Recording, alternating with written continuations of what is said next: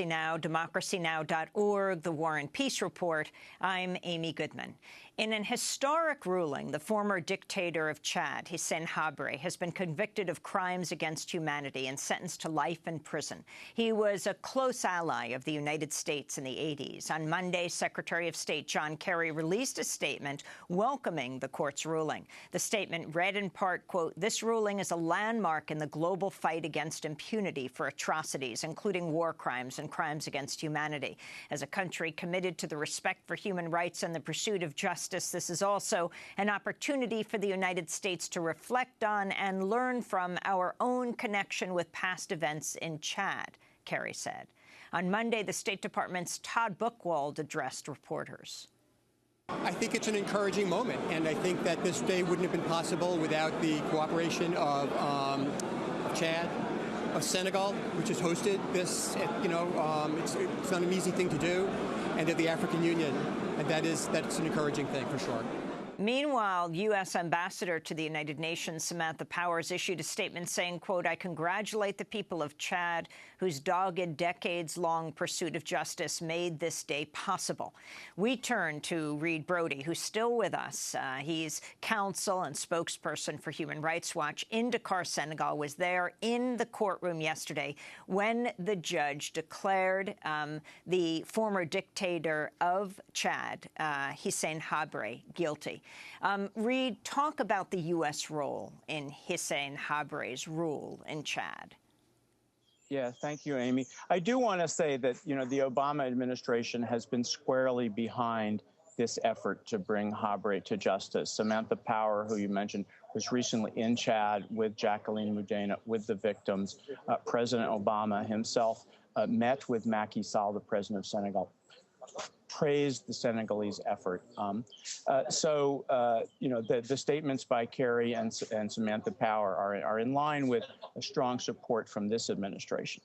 But that wasn't always the case. In 1982, when Ronald Reagan came into power earlier, Hissène Habré was seen as a bulwark against Muammar Gaddafi of Libya, who had expansionist designs on Chad and was seen by President Reagan as the mad dog, the enemy. And as a way of, in the words of Secretary of State at the time, Alexander Haig, they supported Habré in order to bloody Gaddafi's nose.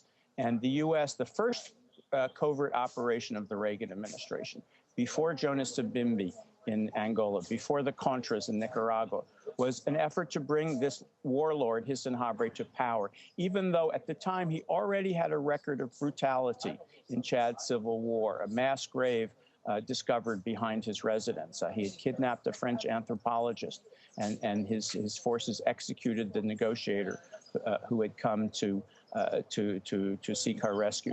The United States supported Hissène Habré. And then once he was in power in 1982, France and the United States gave huge military, political support to the Habré government. We don't have. We have no knowledge of a direct implication or in particular crimes by the United States, but from the DDS, from the documents of Habré's political police that we uncovered 15 years ago, we see a man who is considered by the political police to be the U.S. Embassy's liaison to that political police. The former head of the political police. And once again, the political police was the main instrument of repression under the Habré administration. It had an archipelago of secret prisons in Chad. The documents of these political police, which I happened to stumble on 15 years ago in Chad, provide the names of 1,208 people who died in detention, of almost 12,000 prisoners of the DDS.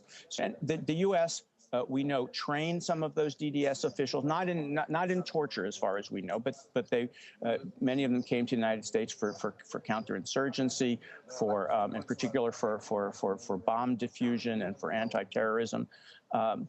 We know that the head of the DDS, at his own trial in Jamena last year, testified that the United States, that he was constantly accompanied by a CIA agent who was advising him. Names of the U.S. agents who are mentioned by the Chadians. In fact, they talk about Maurice and John and Swiker, and those are names of people who are listed in the State Department registry as people who worked at the U.S. Embassy. So there was a connection between the United States and Hissène Habré's political police. We also know that Chad fought a war, and Chad, with French and American assistance, Chad turned back the Libyan forces. It captured over 1,000 Libyan POWs. The United States established a secret training camp in Chad to turn the Libyans, to create a contra force against Muammar Gaddafi. And this secret base, which even the French did not know about at the time, was led by a man named Khalifa Haftar, who later emigrated or was brought by the U.S. to Virginia and is now the strongman in Benghazi, who's leading one of the factions in Libya. And so the United States, used Hissène Habré as an ally in what was then the war on Gaddafi's terror in the 1980s. And all this time, of course, although many of Habré's crimes, were not really revealed until after after he fell and the prison doors swung open. Amnesty International, as their representative testified at the trial, wrote 25 mini reports about crimes under Hissène Habré. Habré was aware, of course, of these crimes, but the world was aware that these crimes were going on. The United States, even as it supported Hissène Habré at the time, was aware that these crimes were taking place. You talked about the Reagan years and raids supporting Hissène Habré in his rise to power. Can you take it from there, from Reagan to Bush to President Bill Clinton, before George W. Bush, and then you talked about Obama? Well, of course, Habré was overthrown in December 1990, so it was still under the Republican administrations. Hissène Habré was feted in 1987 at the White House.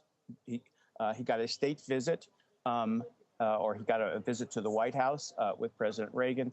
Our Freedom of Information Act requests show that even as the Habré was falling, the U.S. Embassy was cabling back home that it was not too late, that Hissène Habré could be saved. Ultimately, the U.S. helped Hissène Habré reinstall himself in Senegal, and that was in 1990. And he basically, from 1990, lived a life of luxury in Senegal. And it was really when the Chilean dictator, Augusto Pinochet, was arrested in London on a warrant from a Spanish judge, Baltasar Garzón, who was here in court yesterday, for crimes committed in Chile. And the House of Lords said that Pinochet could be arrested anywhere in the world, despite his status as a former head of state, that we realized that we had in international justice a tool to bring to book tyrants and torturers who seemed out of the reach of justice. And that's when we were contacted by the Chadian Association for Human Rights, who said, what those people are doing, what the Chileans are doing, we want to do that with Hissène Habré. And that's why Habré got the moniker, actually we gave him the name at the time, the African Pinochet. And frankly, Amy, if I could, one takeaway from all of this, it's the hope that other people around the world, other victims, other survivors, other activists, will look at what the Chadians have done, fighting for 25 years and achieving justice, and say, we want to do what Hissène Habré's victims have done. I want to turn to a clip from the film Talking About Rose by Isabel Coixet, the Spanish filmmaker. Rose Lucassim was one of the first women in Chad to become an elite soldier. After she joined the opposition to Habré's dictatorship, Rose was arrested and taken to the terrible prison known as De Loco. In 1984, she was put in cell C. known as the Cell of Death, because prisoners there, crowded into a putrid, windowless room, died each day. Rose was the only woman among 60 men. Rose was a good woman. If they tortured her, bound her, whipped her, she wouldn't even move. She was very courageous. Even when she'd come back from torture, she'd still chat like normal with us, as if she hadn't seen a thing. A good woman. She was with the men for 8 months at the start. They took her out, and she stayed with us women. Then the prison director said, no, that's no regular woman. If she flees, you will see. They took her back to the men. She was the only woman with the men. He was afraid. He said, that woman is going to escape one day. He told the DDS that she was going to escape someday. So they put her with the men in cell C. Just one woman with the men. After 8 months, they brought Rose back. She was filthy, smelling, with lice all over, matted hair. So we boiled water and leaves and washed her hair. The lice were like that. We took them out. We had to get off the crud with a knife. Rose was a good woman. In the morning, they made her go throw out the poop. She'd go out cheerily, just like a man. It didn't bother her at all. Rose was really courageous. She was already a fighter. She knew what she was fighting for. Her philosophy was already in her head. She didn't like the regime. She did what she could to be rid of it.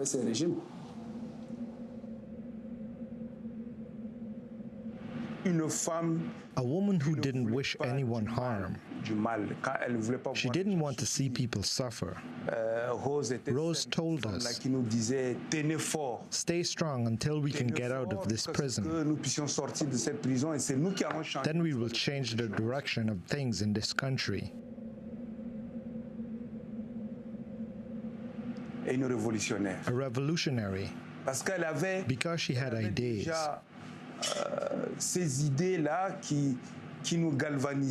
That fired us up to revolt, to dream of a change. An excerpt of the documentary talking about Rose by the award-winning filmmaker Isabelle Crochette. We'll link to the whole film at democracynow.org. Reed, explain what happened to Rose and share your final comments on this historic week when the Chadian dictator has been found guilty and sentenced to life in prison for crimes against humanity, for the killing of, well, overall during his regime, it's believed 40,000 people died. Reed. Thank you. Rose Lokassim was thrown in jail, and actually Rose would take notes when people would die or be tortured in prison. Rose would take notes and try to smuggle them out so that the outside world knew what was going on. And she was denounced, and she was taken out of her cell, and she was interrogated. And 15 years later, we found in the files of the political police that I talked about before, we found her last interrogation report. And as she was being interrogated, as she was on her, clearly going to be executed, she told her torturers who wrote it down, she said, I don't care what happens to me. I'm doing this for my country. My cause is right. Chad will remember me, and history will talk about me. And the only record we have of this is what her torturers wrote on a piece of paper that we found in the files of the political police 15 years later. And today, history is talking about Rose, and people are talking about what happened in the Chadian prisons under Hissène Habré. And, one last thing, Habré was convicted for sexual crimes. He was actually convicted for personally having raped Khadija Hassan Zidan, a woman who I've known for 17 years. And so Habré is a convicted rapist today.